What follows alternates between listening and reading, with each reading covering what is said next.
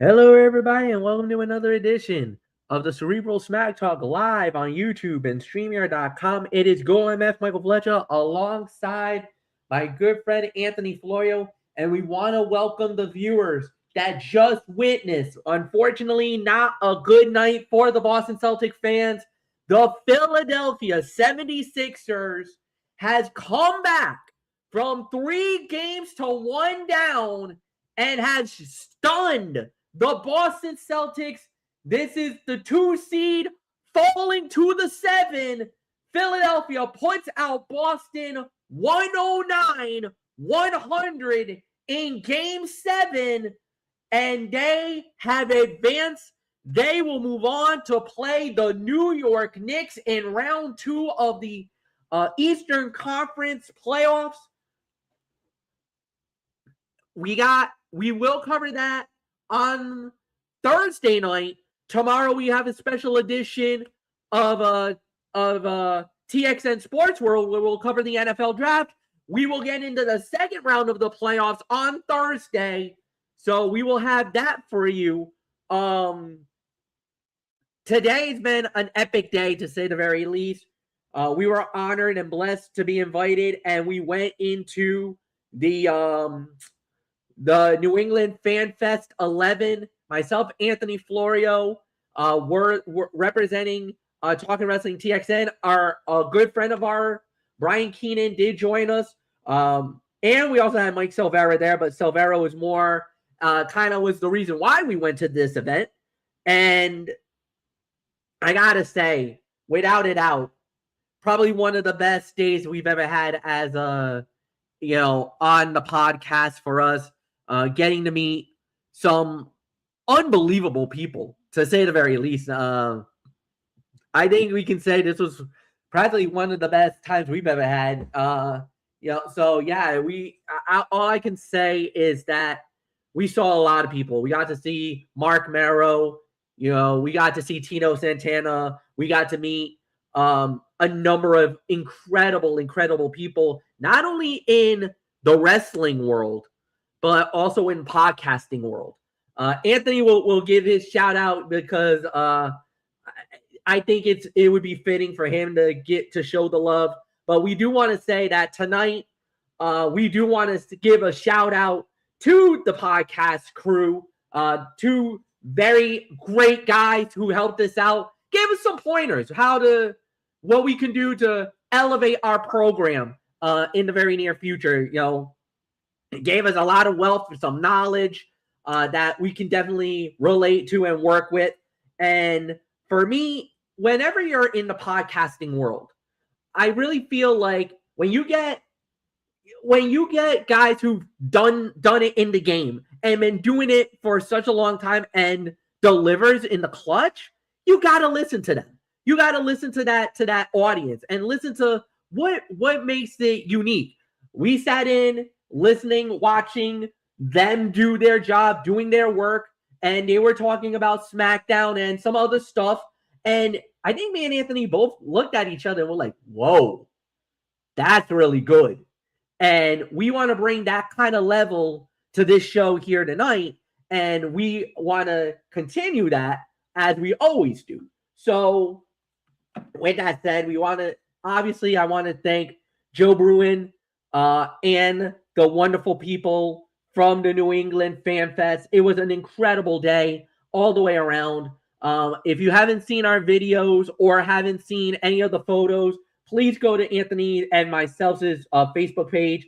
And on top of that, on my Facebook page, I have an exclusive interview with Joe Bruin, and it was a great short conversation, and I hope you guys get to enjoy it. So that's my personal experiences from this incredible day. Anthony Florio, come on in, brother. Let's talk about it. We both were, like, the whole day, it was kind of pinch me moments throughout the afternoon. There was a couple of, great moments where, you got to chat with the wild man, Mark Murrow. I got a chance to talk to Tito Santana. And then there was one moment, I think it just encapsulates the whole day for the both of us. And it was three of the greatest tag teams in World Wrestling Federation reuniting, and like it was a pinch us moment because it's like, and I think we all kind of felt like, oh my god, we may never get this opportunity ever again. But holy freaking crap, this was epic. Oh my, yeah. Hello, friends. Anthony Florio here, back with you once again, alongside of good old MF Michael Fletcher here for this very special edition of the Cerebral Smack Talk. And yeah, I mean, what an incredible day. I mean, in a sense, MF, I'm going to be honest. It felt like we were little kids on Christmas morning. I mean, Yeah, this. I can agree with that. I mean, because to see so many of our heroes. I'm not really gonna call them heroes, but I'll say it like this: to see so many of these men that we grew up watching when we were little kids and into our adolescent years. I mean, absolutely amazing. I mean, they, like I told you earlier in the exclusive, I also mentioned there was something for everyone. There Mm. was something for everyone. I mean, it wasn't all about wrestling. I mean, they Oh no. had baseball cards and football cards and basketball, hockey, and they even had a copy of a signed book from the legendary Bobby Orr of the Boston Bruins. I mean, that was awesome. Excuse me. Some notable things.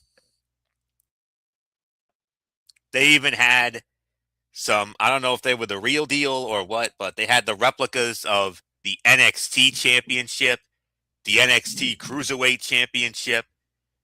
They also briefly at a moment had the Money in the Bank briefcase. I mean, so awesome. And they also had t-shirts, sweatshirts, and books and DVDs and wrestling DVDs, even some select VHS tapes. And they also had some wrestling books, such as Stone Cold's book, The Stone Cold Truth, and some other great books. We even came across a lady. I believe her name was Christine Joy, and she used to be a picture taker. She took pictures, Yeah, some from the Mid wrestling. Atlantic.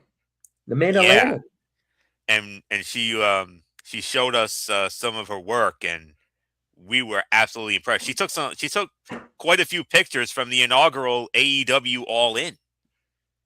I mean, how awesome was that? I mean, and some local wrestlers were there as well, and you know, they also had some action figures, not just the ones that we had when we were kids, but also newer ones.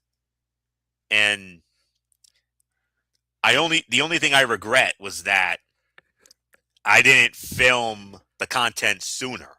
I mean, I should have gotten it sooner when certain items were there and certain talent was there, but I'm going to do the best I can to post the videos here on when it comes to my YouTube channel, the Tone 25. I'm going to try to get that. And MF, I do believe you should also post the interview you did with Joe Bruin as well, and on your end, a little later on if you have the time. But my God, I mean, one of the best days not only I've had, but MF and Brian and Silvera. I mean, we we had the time of our lives. This is going to go down as one of the greatest days of our lives, and we're going to take this with us for the rest of our lives. We honest to goodness are, and everybody was so cool and they were so great. And you walked into that first room. That room number one was the main event room. We dubbed it the main event room because that's where all the legends were. The legends, the Hall of Famers, the main eventers, and I mean, listen to this lineup in room one. You had Adam Bomb in there. You had David Hart Smith, the British Bulldog, Davey Boy Smith Jr., Deanna Ray, a ring announcer. You also had Demolition, Axe and Smash. You had Doink the Clown, Ray Apollo, who took over from Matt Bourne when he passed away. Harvey Whippleman was there. Frankie Kazarian, the king of TNA, was there. Gilbert, Dwayne Gill, he was there. Hacksaw Jim Duggan, the Headbangers, Mosh Thrasher, James Ellsworth. And then you also had a former WWF referee and SmackDown referee, Jimmy Corderas. And he even had that blue SmackDown referee shirt on. I mean, I know that had to have made MF very happy, being the SmackDown guy. I know that. I was ecstatic when I saw that shirt. Yeah, it brought back a lot of great memories for you. And of course, an all-time legend, Johnny Rodz. Johnny Rodz was there. The Killer Bees, B. Brian Blair, Jumpin' Jim Brunzell. The Kiss Demon, Dale Torborg. He was there. The Powers of Pain, the Warlord and the Barbarian. Sam Houston. Scotty Riggs of the American Males. Teddy Goods from our good friend Teddy Goods from RWA. And of course, as MF mentioned, we also saw, in that main event room, ECW alumnus, the Sandman. Kendo stick and all. He was there. And of course, as MF mentioned, Tito Santana, absolutely incredible. Vince Russo, he was there. And of course, last but certainly not least, the Wild Man, Marvelous Mark Merrow, alias Johnny B. Bad. Another thing I regretted was I should have picked his brain about the Bad Blasters. Remember the Bad Blasters he used to come out with? I mean, yes. With the confetti and all that.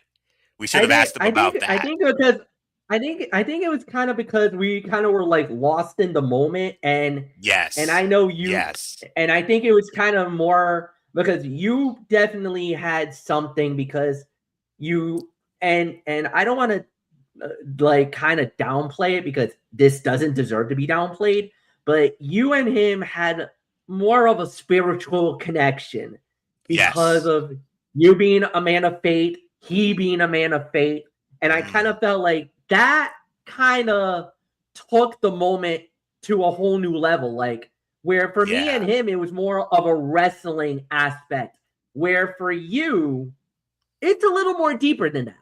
And I kind of feel like that's why I kind of felt like we could have talked about the Bat Blasters. That's fine. But I kind of felt like that moment was a little more for you than for me. So I kind of feel like I don't have an issue that we did not bring that up, you know? No. And of course, also with Mark Merrow also being a former Intercontinental Heavyweight Champion. I mean, I should have asked him about what it was like to hold that title. I mean, because you know how much, everybody knows how much the Intercontinental Heavyweight Championship means to me personally.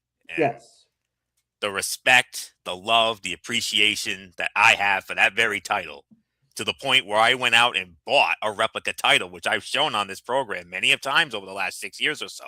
I mean, just amazing, and was an absolute blessing to chat with Mark Merrow about that. I mean, follow him on X. I mean, his stories are so inspirational. He does so many things for school children. It is just, oh my goodness, it's powerful. It gets you. It gets you right in the heart, you know? It really does. Room number 2. Well, this man, actually, I think he got upgraded to room 1, even though he was listed on the room 2 poster. And MF, you got to meet this man, and I know this was your mark out moment of the day. Bill Alfonso, Fonzie. You got to meet Bill Alfonso. I mean, MF not only got to meet Bill Alfonso, friends, but MF, they actually also had on display the ECW Television Championship, the same championship that Rob Van Dam held for over 900 days or so? Yeah, it was over 2 years. And and the thing is, a lot of the championship belts now, a lot of them are They even said they're commemorative, so they don't have a lot of weight to it. But I'll tell you, that ECW title, that ECW TV. television World Television Championship, dude, just to hold it, like the weight on that belt, dude, I was like, oh my goodness, like I was even floored by like how heavy the belt was, and the funny thing is, and I even showed Anthony how you can notice that, you know, a lot of the times they always love to say that the belts are all prim and proper and it always has the like the it's always perfect. You could tell there was a little bit of some nicks. There's some moments where it looked like some of those guys got their heads bashed in with that belt. Oh yeah. And you can tell there was a couple of abrasions on that championship where I was like, oh man. So I know. Yeah, it was wicked. It was amazing. It was really good. Not only you getting to hold the title, but you also getting to, we also got to shake hands and you had a nice little chat with Fonzie. I know that was a thrill for you, a mark out for you. Dude, I'm a bit, like I said, I'm a humongous fan of Bill Alfonso. And yeah, we had a brief moment. We talked about the days of RVD. We talked about the days with Sabu.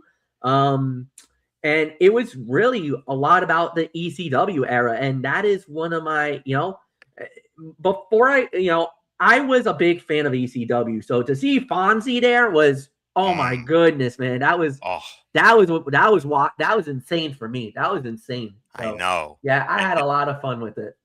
And also in room 2, there was Christopher James. There was, and of course, our good friends who we'll be seeing in a couple of weeks, Danger Boy Alfredo and Wolverine. I mean, so cool to see them. Always a pleasure to meet them. And how awesome was it that our dear friend Brian Keenan got a picture with those two?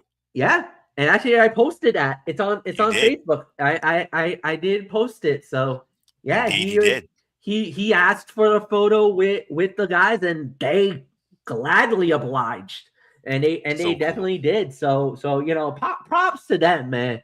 Props to them for doing that. That they could have very easily had said they could have very easily charged for it, but no, it was on the house. It was on the house, and awesome. And I think that's why Alfredo and Wolvie are like two of the best, because our guys, they get it.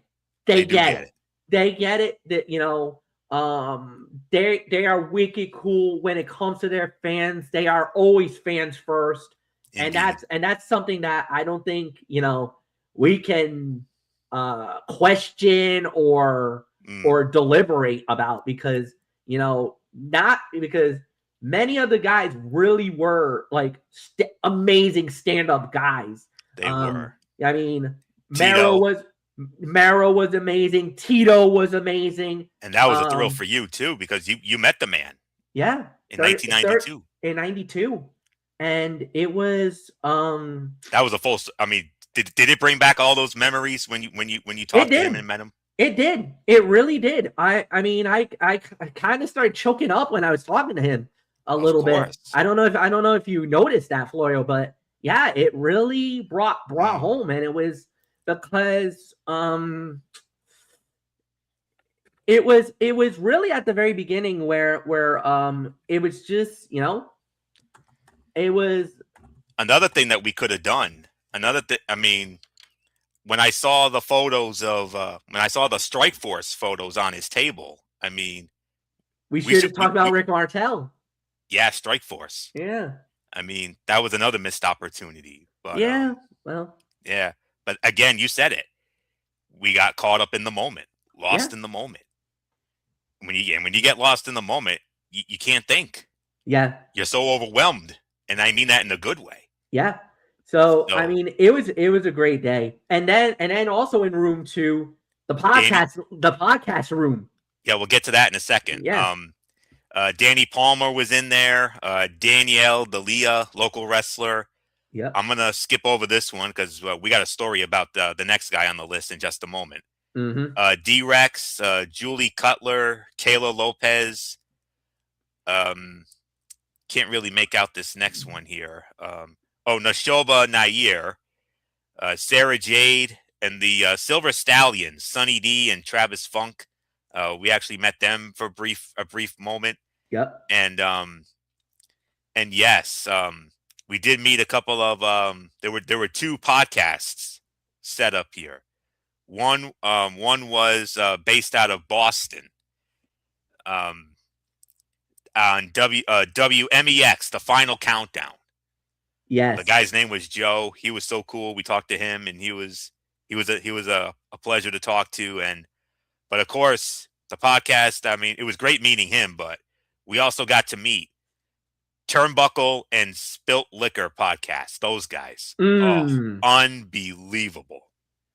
What a great job those two guys did. I mean, MF was so enthralled. I mean, he was taking it in while they were filming their show live at the Ramada for as part of Fanfest, and we chatted with them after they finished after they wrapped up. We chatted with the man there, and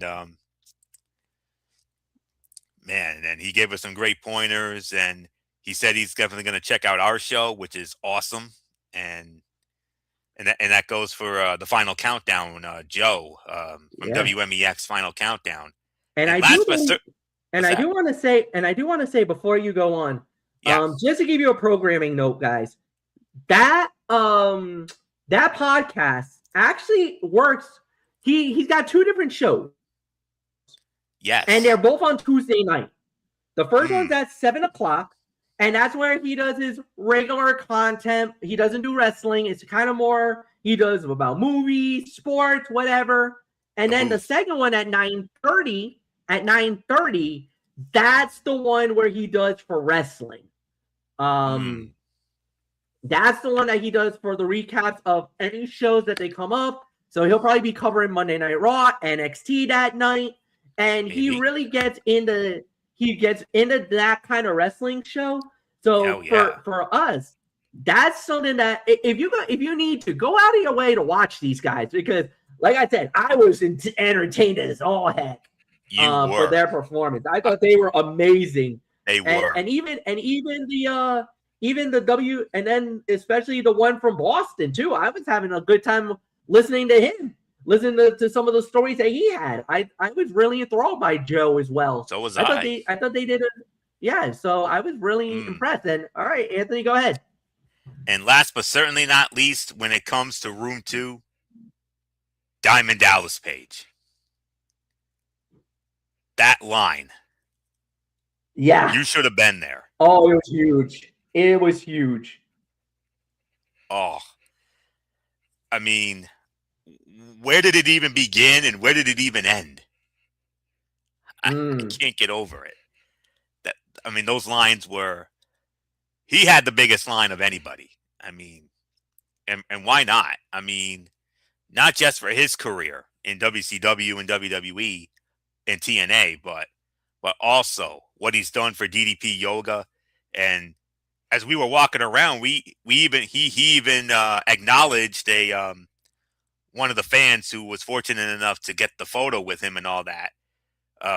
He even addressed a man who I believe lost like 70 pounds or something.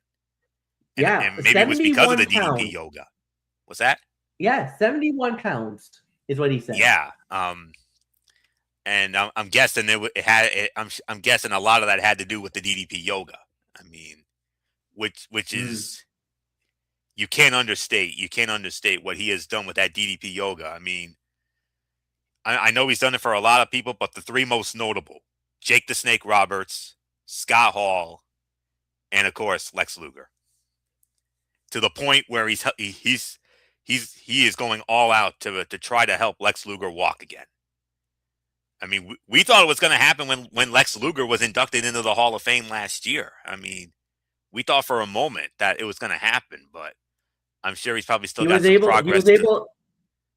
Yeah, he's right. He still got some work to do, but he was able to stand on the podium during the Hall of Fame speech. So it definitely, that was a major success for Lex. But like He you said, he's was. still got a long recovery ahead of him. So yeah. He does. And yeah, special shout out to Joe Bruin and Mike Silvera. Joe Bruin for not only putting this whole thing together, but also taking time out of his busy schedule to do that interview with UMF. That's on MF's Facebook page. Maybe MF will try to get it I up here on I've actually have indeed uploaded the video to YouTube as well. It's on BraceFan95 now. Oh, good, It has been awesome. added. Yep, and as soon as we're done here, I'm gonna add the stuff that I did on my end as well. So don't worry, you're gonna see you're gonna see every kit and caboodle, every nook and cranny of what we saw. Now, granted, I'm not the best videographer out there, but I mean, because it was such a huge turnout. I mean, that first room alone was so huge. I mean, I was trying my darndest to try to get everything that they had. I mean, but yeah, but room 2 was a little easier, but it was also a big room, but not as big as room 1, but all in all, it was one of the greatest days as wrestling fans. We can honestly say as wrestling fans, this will probably go down as the greatest day of our lives. I mean, and we're at the point now where we are gonna go out of our way to make this a yearly tradition every year going forward until we can't do it anymore. I mean, oh, what an incredible day. Just absolutely amazing. Special shout out to Joe Bruin for putting it all together, for taking the time to do that interview with MF. Great video. Check that out. And for all the wrestlers and I mean, the vendors were super friendly, super approachable. I mean, amazing stuff there. And to all the wrestlers, even if we didn't get to meet them, I mean, if we had the money to do so, I'm going to tell you right now, I would have gone for Demolition. I would have gone for the Powers of Pain. I would have gone for the Killer Bees. I would have gone for Hacksaw. I would have gone for Tito. I would have gone for Mero, obviously. And I would have gone for Jimmy Corderas as well, because I mean, maybe Fonzie, because I do remember I remember Bill Alfonso as more of him being a referee. I mean, in the WWF. Um, Ironically, a match with Tito Santana on Saturday night's main event against the Red Rooster, January the 7th of '89. He was the referee in that, and of course, the '93 Royal Rumble and WrestleMania 9 with the Steiner brothers. And one of the photos at his booth was actually a photo of him with Joey Marella. Awesome. From WrestleMania 9. I mean, I'm like, a photo of him and Joey Marella. I mean, not only was Adam Bomb there, but Adam Bomb and Harvey Whippleman were together. I mean, but like MF said, the one thing that, I mean, meeting Mero and meeting Tito, I mean, that was awesome. And getting to chat with them for a little bit, even though we didn't get to have a picture with either of them. But like MF said, the one thing that really put it over the top was seeing that photo op of Demolition, the Powers of Pain, and the Killer Bees, all 6 of those men together for the first time in who knows how many years it's been.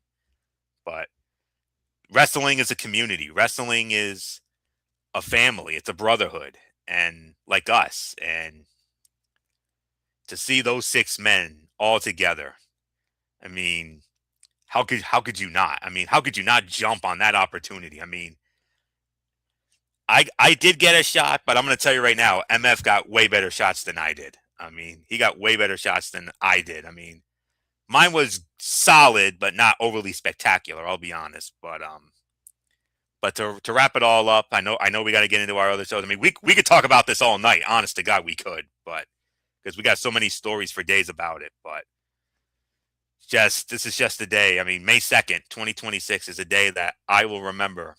I'll remember for the rest of my life. MF will remember for the rest of his life, and Mike Silvera will remember, and Brian, he'll definitely remember it. But there was only 2 things missing. I only wish that Bullock and Mike Keenan were there too. I only wish they were there too. Especially Bullock, because there was a cosplayer who was dressed up like his man, The Undertaker, alongside of Paul Bearer. Awesome. Thank you, Joe Bruin. Thank you, Mike Silvera, Brian, for joining us, and everybody, the vendors, and everybody who was there. You made 2 lifelong wrestling fans' dreams come true here today. And my God, we can't thank you all enough for your hospitality. You rolled out the red carpet for us from beginning to end. A very long day, yes. A little tired, a little sore, but damn it to hell, it was freaking worth it. Freaking worth it. And I cannot wait to do this again next year. MF, it's hard. It's hard to get off this emotional high, but we got to move on, man. So let's get into the business at hand, shall we? All right. With that said, we will indeed do that, and we will get into TNA wrestling. We started it off with Jeff Hardy versus Vincent, and Jeff Hardy winning the match in 7 minutes and 55 seconds. It was a solid opener. It's about a 2.5 to 3 stars, but more 2.5. It was a good matchup, solid battle, good wrestling story that we had. But it was about, we always talk about 50-50 booking. This was exactly what it was. There wasn't really anything crazy about this matchup.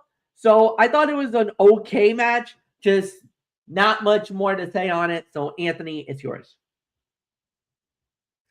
Yeah, what was the time on that again? 750. 750? Yep. All right. Yeah, I appreciate that this is a story taking place without the championships, and it was a solid match to say the least. Right around 2.5 stars or so. To be honest, I mean, the match felt like it was moving in super slow motion until Broken Matt Hardy showed up to throw off Vincent. Not bad, not great. 2.5, maybe 2 3/4. That's the best I can go. So with that, MF, let's move on. All right, next up we had was Adam Brooks going up against Mustafa Ali for the International Championship. Mustafa Ali winning the match in roughly 6 minutes. Anthony, it's yours.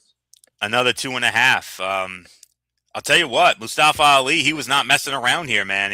I mean, Adam Brooks looked okay, but Ali was the star of the match as usual. I mean, solid matchup here. Brooks did get a chance to showcase himself here, but it was the first time around for Ali's international deal. That's something that could go on for a long time, and it means more of Ali in the ring, which is a good thing to see. Just let it get built up for a while and then have a big name waiting on him. Simple and classic. So another 2.5. MF, your thoughts? Yeah, 2.5. I'll totally agree with it. I think you're absolutely right on it. It could have been a little better, but I'm not gonna say anything bad. I thought they did a fine job with it. I thought it was a really good performance. Really nothing more to say. And we just now will move right on along. And the next thing that we did have was a 6-woman tag. It was Tessa Blanchard, Mila Moore, and Victoria Crawford versus Rosemary, Myra Sade, and Ali. And it was the face squad of Ali, Rosemary, and Myra Sade winning in 8 minutes and 33 seconds. A dominant win for the returning Ali. It was definitely a very good matchup, to say the very least. Looking very strong in this matchup, and they let Mila take the fall. They wanted it to protect Tessa. Fine, I'm not mad about it, but I do love the fact that they actually went the fine route here.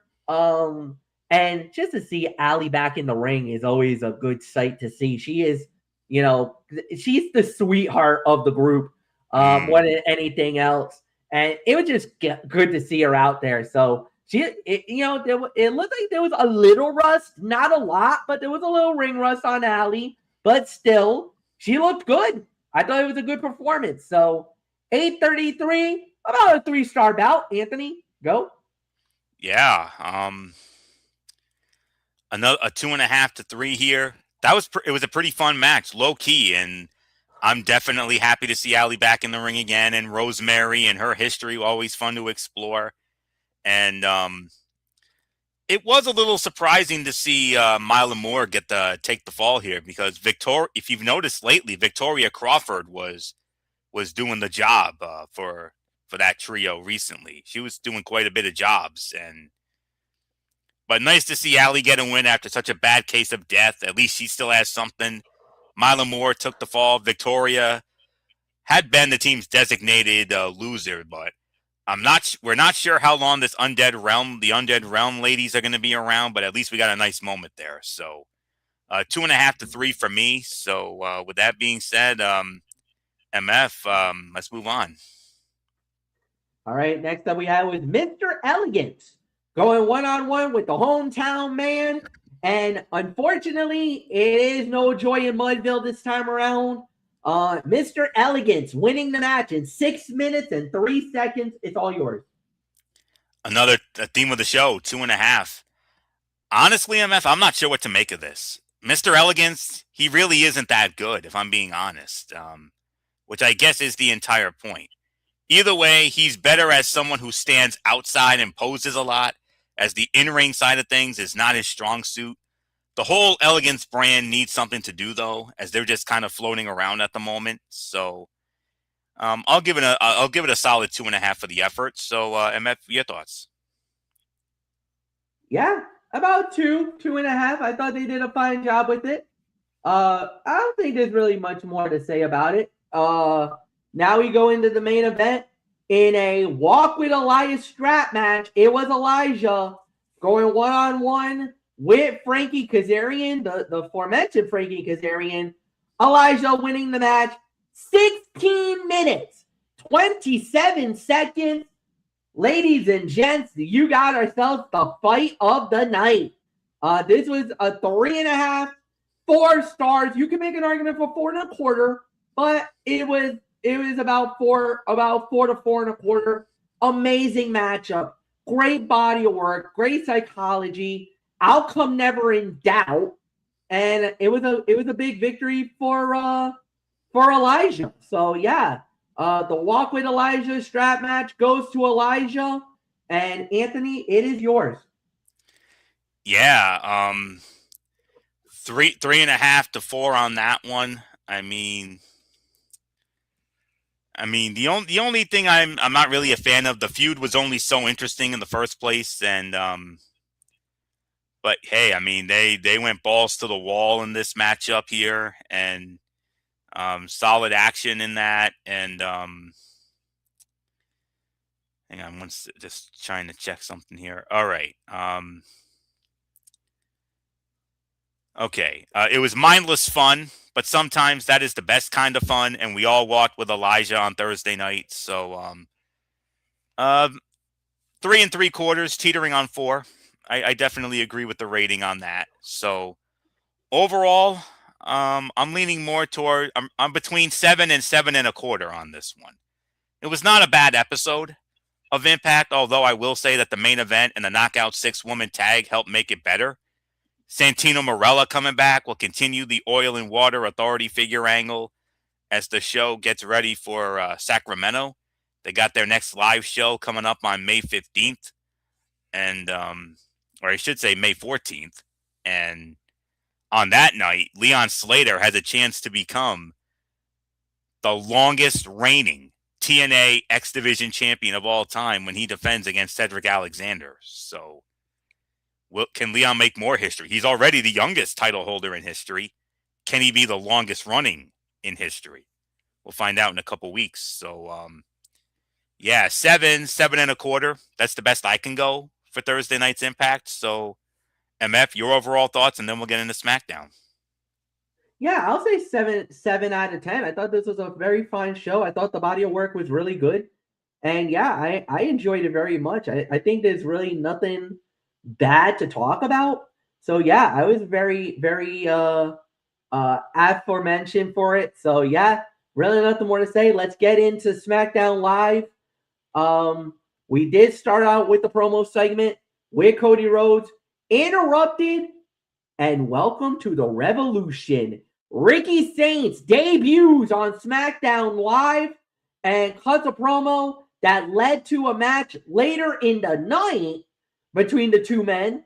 I think it was a solid opening segment. I thought they did a really good job with it. We'll talk about the match later. I thought they did fine. Then we had Charlotte Flair versus JC Jane.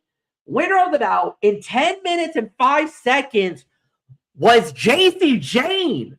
She took down the queen. Oh, okay. Now, this was a major upset.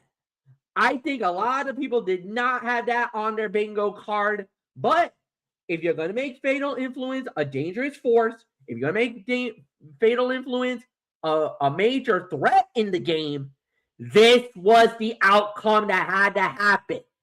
I don't mind it. I like it. Fallon and Jasmine. No. Let me see. Hold on. Fallon Henley and Lanny Reed. Why do I always think Jasmine Nix, but I forgot she's no longer with them.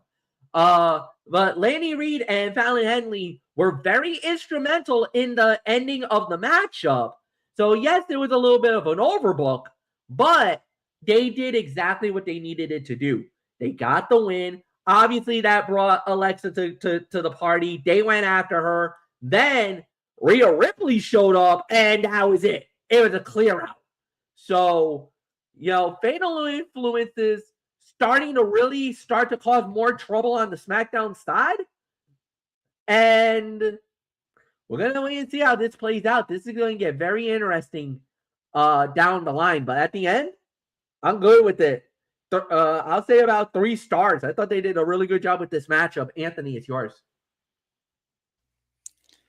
Yeah, 3.25 for this one.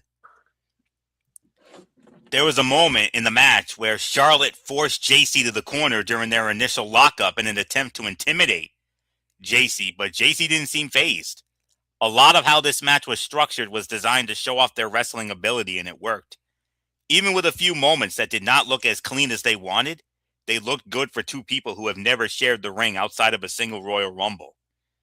And outside of after some shenanigans with everyone at ringside, JC nailed Charlotte with the rolling encore for the win to get, without question, the biggest win of her main roster career thus far.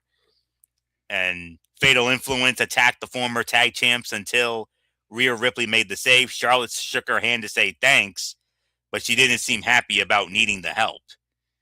You could tell there's still tension with Charlotte and Rhea. I mean, going back to those 2 incredible matches that they had, the first at WrestleMania 36 for the NXT Women's Championship, that was a 4.5 star match, and then of course the 5-star classic they had at WrestleMania 39 for the then SmackDown Women's Championship, which Rhea picked up the win on that one after Charlotte took the NXT Women's title from her at 36 in the Performance Center. I mean, there is definitely some tension. I mean, they did come together for a common purpose back at the Survivor Series War Games, and reluctant partners, but it is what it is. And yeah, huge win for JC Jane. I mean, within the span of not even a year, JC Jane can say, I ended the women's title run for Stephanie Vaquer when she was white hot, and now you can say, I just beat perhaps the face of this women's division for so many years, the Queen, Charlotte Flair, with a resume as long as both of my arms, both of MF's arms combined.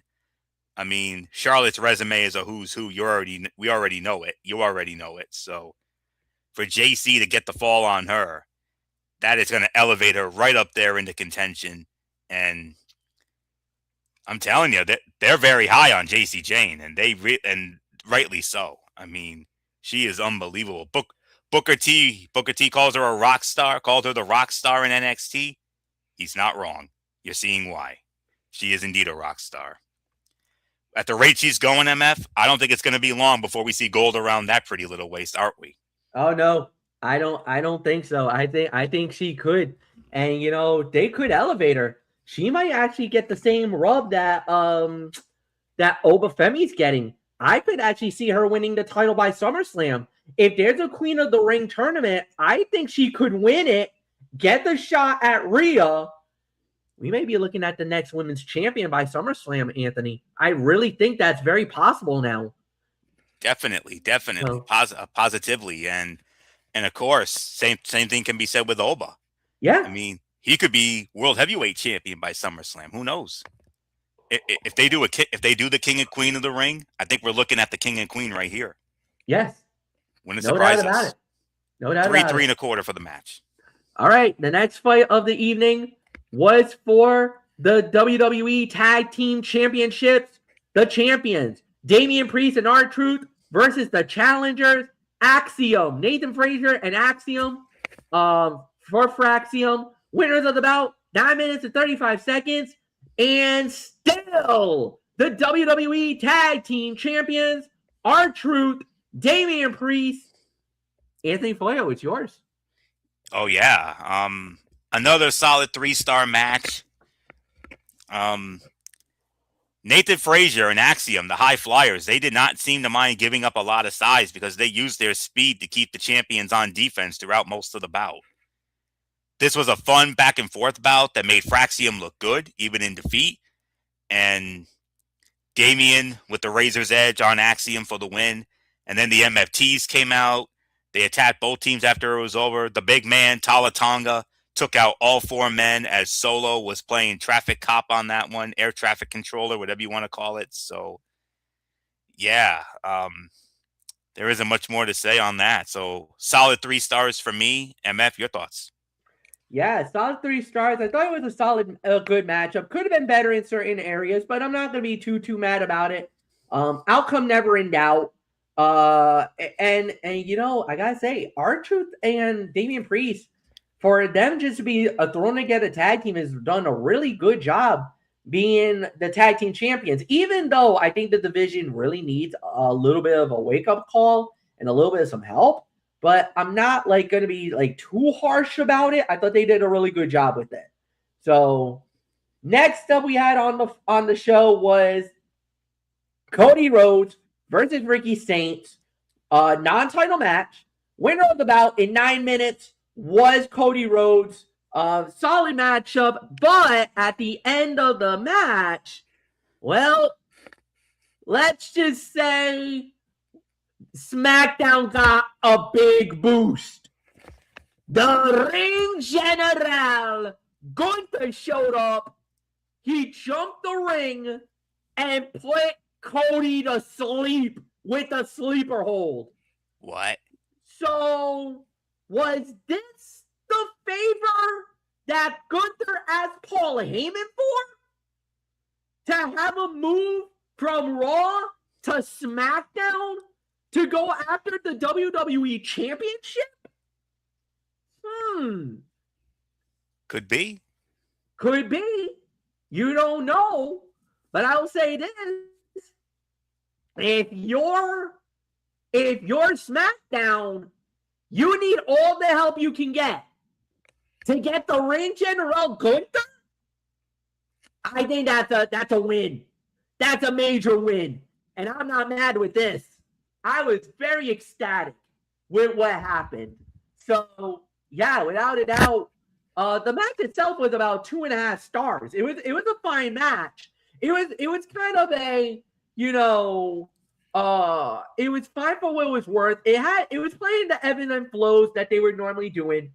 The match itself was fine, but oh my God, what a way to close it. Holy heck, to say the very least. I'm happy with it. Gunther on SmackDown, I gotta say, Anthony, I love it. I like it. I can't be mad about it. So nothing more to say. It is all yours, my friend. Oh man. All right. As far as the match is concerned, you said it was what, 9 minutes or something? Yes, 9 minutes, roughly 9 minutes. Okay. With the first chunk of this bout taking place during a commercial, it felt like we barely got to see them work. There just was not enough meat on the bone, especially for Ricky's big debut. Gunther showing up and choking out Cody after the match was over, holding up the undisputed WWE Championship, making his intentions clear. He's coming for the title. And Ricky Saints, he sold that Cody cutter better than most, and he was in the perfect spot to take it. And I would have liked to have seen a little more. I hated that we ended up getting a commercial during this, but what else is new nowadays? So, Yeah. But it is what it is. Because of this, I can only give this like 2.5 to 3, but it was still a solid match. Like I said, there just was not enough meat on the bone for us to really enjoy it, especially. And this was Ricky's first match in WWE against the champ himself. What could have been, should have been. So, honestly, but Cody winning, no big surprise. Got to keep him going strong as the face of the company, of course, and Gunther showing up. Oh, MF on commentary, you sold the moment perfectly. You said those magic words that Jim Ross always brought up. You mentioned it. Heck, I think I even mentioned it to you when I asked you, MF, business just picked up here on Smackdown. And you said, oh yeah, business has most indeed picked up. So the Reign General on SmackDown, oh man. MF, good. I think we all know where this is leading. I think we're gonna get it next week.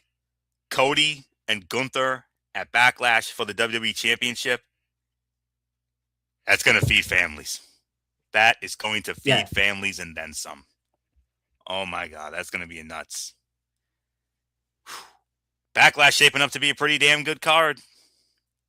We can't deny it. So, and we'll definitely cover that next week here on Talking Wrestling TXN. So, 2.5 to 3, mainly because of the commercial stuff. But other than that, solid match. MF, let's move on.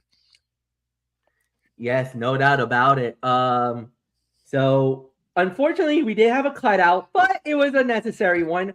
Royce Keys versus Angel. Royce Keys winning in 1 minute and 45 seconds. Obviously, this was a whatever you want to call it. Royce Keys looking amazing.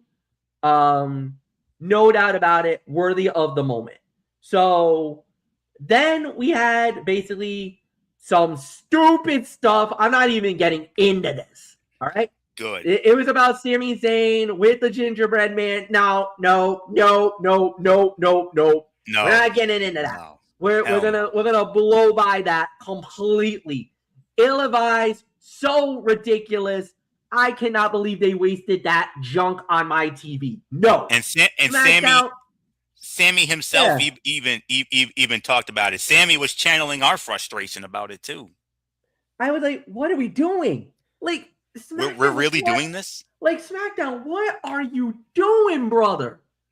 All right. Well, next up we had was Paige and Brie Bella versus Nia Jax and Lash Legend for the WWE Women's Tag Team titles. Paige and Brie winning the match in 7 minutes and 50 seconds. All right.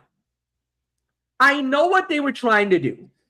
I want to give them as much credit, but this match was a mess. Like, complete and utter mess. The closing sequence of the match was horrible. Horrible. By far, worst fight of the night. And I would go and say that this is at least maybe 1.5 stars. Even though it got 7 minutes and 50 seconds. So it got necessary time. But the execution of the fight was bad. Like, all the way around. I'm sorry. It was, without a doubt, a disappointment to say the very least. Anthony, it's yours. Yeah. Best we can do here probably would be 1.5 to 2. I mean, Paige and Brie Bella were able to work together to retain their titles in a match that was clunkier than it should have been, considering how experienced most of these women are. And for me, MF, what the reason for the low rating, I believe, it never felt like they found their groove. And the couple of obvious miscommunications did not help matters either. So, and there was a little, I mean, you knew this match was going to be terrible when you heard the audio glitch during Brie Bella's entrance music. Yeah. When something like that happens, you're like, oh, this is not going to be good.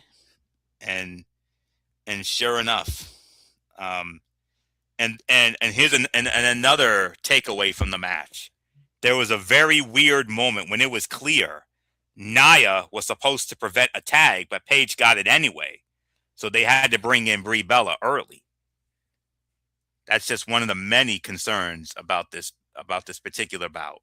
Yeah. 1.5 to 2, definitely the worst fight of the night outside of the squashes. And so not much more. MF, let's move on. Yeah, no doubt about it. Then we did get into the main event of the evening, which was the Usos going up against Tala Longa and Solo Sikoa, and the fight gets thrown out in 10 minutes and 30 seconds because Jacob Fatu went ballistic. He got jumped earlier in the night by Tala and by Solo as they were with Royce Keys, and basically the Samoan werewolf just basically got his pound of flesh for a little bit of some payback. Nothing more to say. So Florio, you lead off. I don't know if I should give this an NA or not. I'm leaning towards NA for this. Yeah, I would give it an NA. It's gotten to the point that it feels like we have seen every possible combination of the Bloodline and MFT's people fighting. So whenever one of these matches happens, it has a hard time gaining any traction. One of the things that made the Vince era so bad was the repetitiveness, the repetition. Repetition is bound to happen in any promotion, but how you revisit each feud is what makes it something fans want to see again or not. Sadly, WWE has not made the Usos versus the MFTs feel like a big enough deal compared to what it used to be. All 4 guys still worked hard to make the main event entertaining, but it was an uphill battle, especially on an episode with so few highlights. The Usos did not gain much momentum until the final few minutes, but even then, Tala Tonga kept finding ways to overpower them. And then Jacob ended up causing the ref to throw out the bout when he showed up and attacked and everybody. So, yeah. And it was nice to see it's nice to see Tala Tonga getting more matches. His first handful of months in WWE did not see him getting much time in the ring. So I'm glad he's getting more opportunities. So not much more. It's with all due respect, it's an NA for me. But if I put a rating on it, it probably would have been around 2.5 to 3 or so. So yeah, but it's more of an NAMF, honestly.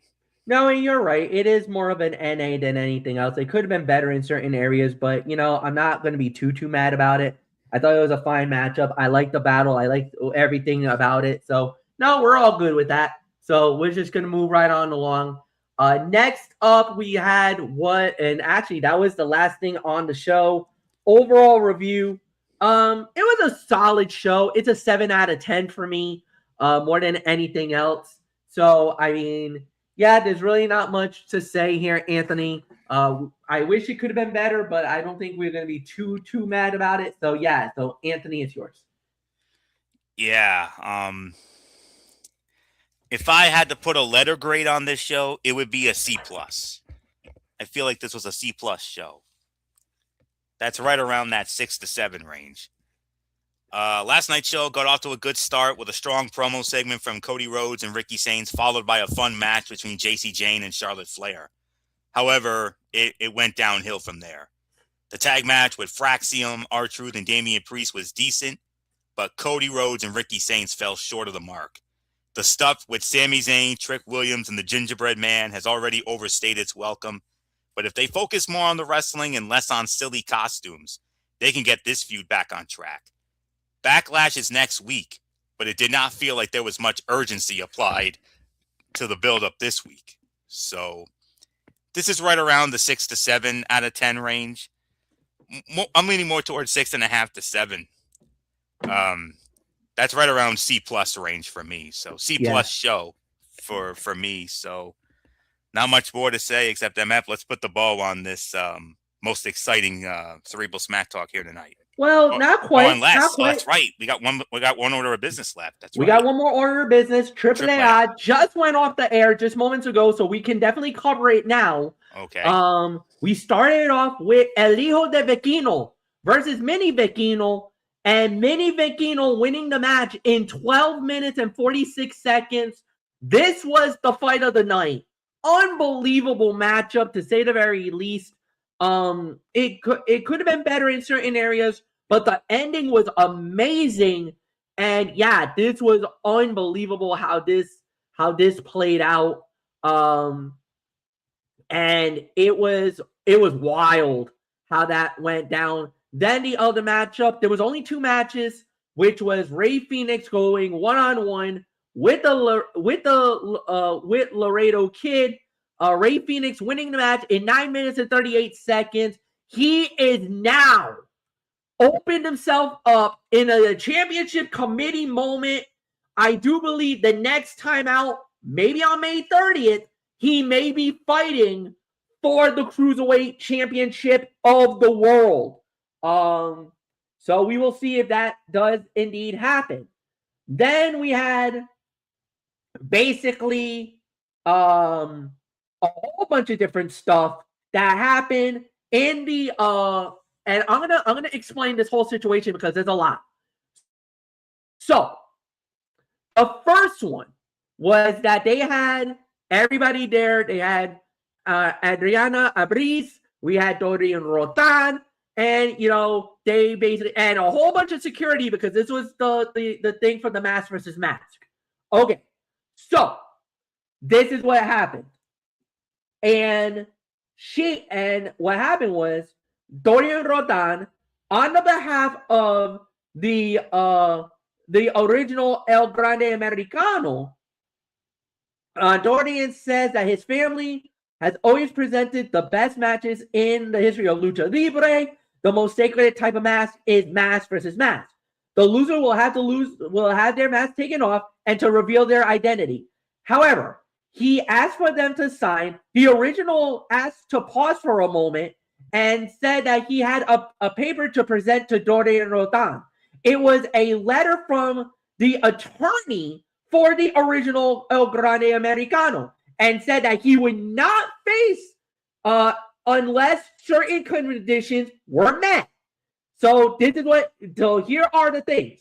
Number one, there will be no physical contact between now and May 30th. If there's a wrestler, if there is, the wrestler who initiates the contact would automatically have to unmask. All right, El Grande is like, fine. He shouts out and says, okay. Then, so no physical contact. Then he continues to read and says that he notes that Andreas was a person that of aggression on original a couple of weeks ago, and he actually had Andrea. He had Andrea Belize Bartiz ejected from the building. She was thrown out from AAA, and apparently, and according to what I've read, she's been placed on administrative leave. So she's not fired, but she will not be involved with AAA till at least this fight is over on May 30th. She has been asked to just take a vacation. You're not allowed to be here. If you show up, El Grande Americano loses his mask. So you cannot be here anymore. You are now sidelined, sweetheart. You are on the sideline. Obviously, that's a direct shot at El Grande Americano number 2. That's his girl. And you just ejected her from the building. Oh, he's boiling mad now. So he can't touch him. He's boiling mad. So they signed it. They signed the contract, and everything is fine. So right when they leave the El Grande Americano, Louis Kaiser's El Grande is like, no. We got to settle this, man. We need to have it out right now for what happened. You just bounced her for no reason. Well, guess what? Here's the reason. El Grande Americano gets jumped. And not by the original, no. By the Creed brothers. Brutus and Julius is in AAA. And they put El Grande Americano through the table. Oh, my God. Yes, that's how it closes. Rayo and Bravo hit the ring, and they were pissed. Mexico was mad, and they almost did something even more egregious. They were thinking of laying the American flag over the body of El Grande Americano, the ultimate disrespect that you can see. Holy, this war just got serious. Nothing more to say. This is going to be amazing. Yeah, nothing like, oh my God. Anthony, that's the way the show goes. Mather, you cannot come soon enough is all I can say. Oh no. Oh God, that was insane. It's making me it's actually driving my excitement level up for that huge match on the 30th. Yeah, absolutely. So nothing more to say. It's going to be awesome. It's going to be amazing. Yeah, and that's it. We're out of here. Tuesday night. We do this all over again. Ridiculously Raw, hosted by Anthony Florio. It's going to be Raw, NXT. Thursday night will be the regulation of TXN Sports World, as we will be covering the playoffs. We got second round NHL, second round NBA, and we're going to have some more UFL stuff. We haven't done UFL in a minute, so we'll cover that. And oh, by the way, tomorrow night, folks, 10 p.m., we're doing the NFL draft. That's right. The draft that we've been trying to do, we pushed it back a little bit because of stuff beyond our control. Tomorrow night, you get it, 10 p.m. on the Tone 25. Be there or be square. Thank you, Anthony. Thank you, everybody, for watching. Like the video, leave a comment, share with all your friends on all the social media platforms around the world. And until then, we will see you all tomorrow night. Have a good night, everybody. Goodbye.